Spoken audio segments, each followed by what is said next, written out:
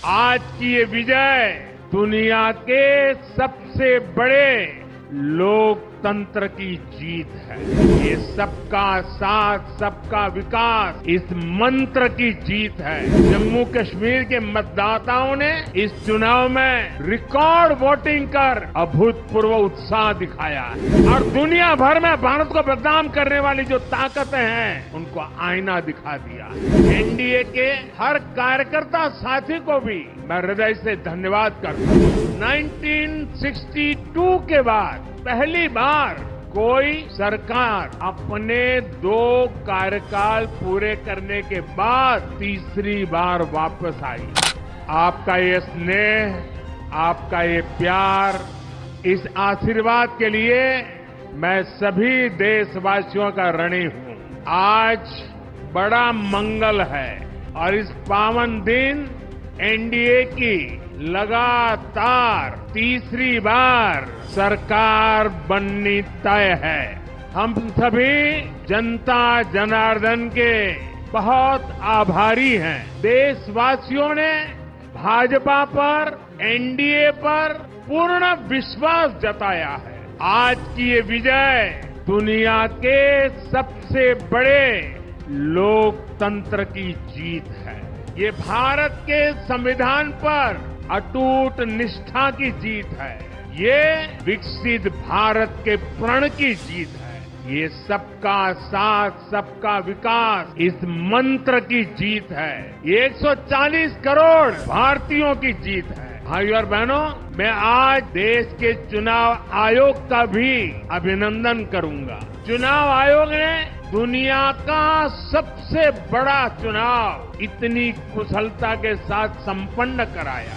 करीब 100 करोड़ मतदाता, 11 lakh polling station, 1.5 crore मतदान कर्मी, 55 लाख वोटिंग मशीनें, हर कर्मचारी ने इतनी प्रचंड गर्मी में अपने दायित्व को बखूबी निभाया। हमारे सुरक्षा कर्मियों ने अपने कर्तव्य भाव का शानदार परिचय दिया। भारत के चुनाव प्रोसेस, चुनाव के इस पूरे सिस्टम और चुनाव प्रक्रिया की क्रेडिबिलिटी पर हर भारतीय को गर्व है। इस स्केल पर चुनाव का, इस एफिशिएंसी के साथ चुनाव का दुनिया में कहीं कोई उदाहरण नहीं है। और मैं देशवासियों को कहूंगा, मैं इन्फ्लुएंसर्स को कहूंगा, मैं ओपिनियन मेकर्स को कहूंगा कि भारत की लोकतंत्र में ये चुनावी प्रक्रिया की ताकत है, एफिशिएंसी है। ये अपने आप में बहुत बड़ा गौरव का विषय है। भारत की पहचान को 4 चांद लगाने वाली बात। और ऐसे जो भी लोग हैं जो दुनिया में अपनी बात पहुंचा सकते हैं, उन सबसे मैं आग्रह करूंगा कि भारत के लोकतंत्र के इस सामर्थ्य को विश्व के सामने बड़े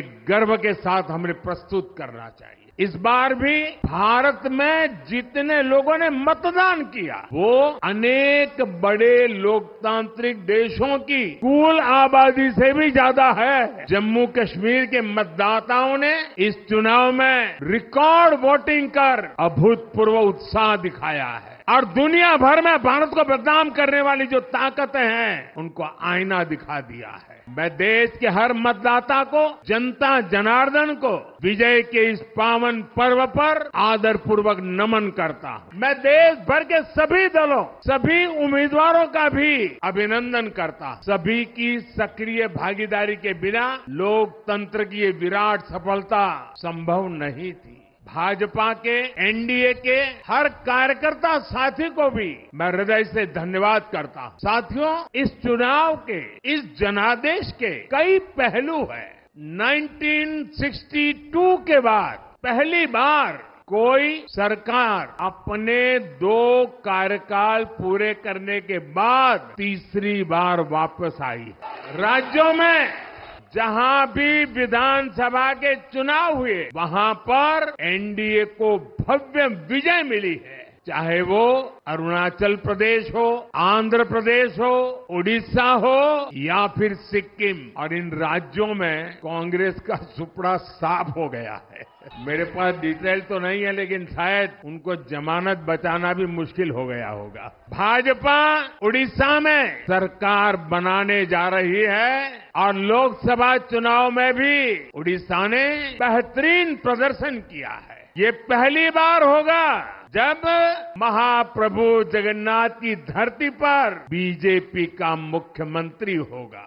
बीजेपी ने केरला में भी सीट जीती है। हमारे केरल के कार्यकर्ताओं ने बहुत बलिदान दिए हैं। कई पीढ़ियों से वो संघर्ष भी करते रहे, जन सामान्य की सेवा भी करते रहे। और पीढ़ियों से, मैं सालों से नहीं कह रहा हूं, पीढ़ियों से जिस क्षण का इंतजार किया वो आज सफलता को चूमने लगी है।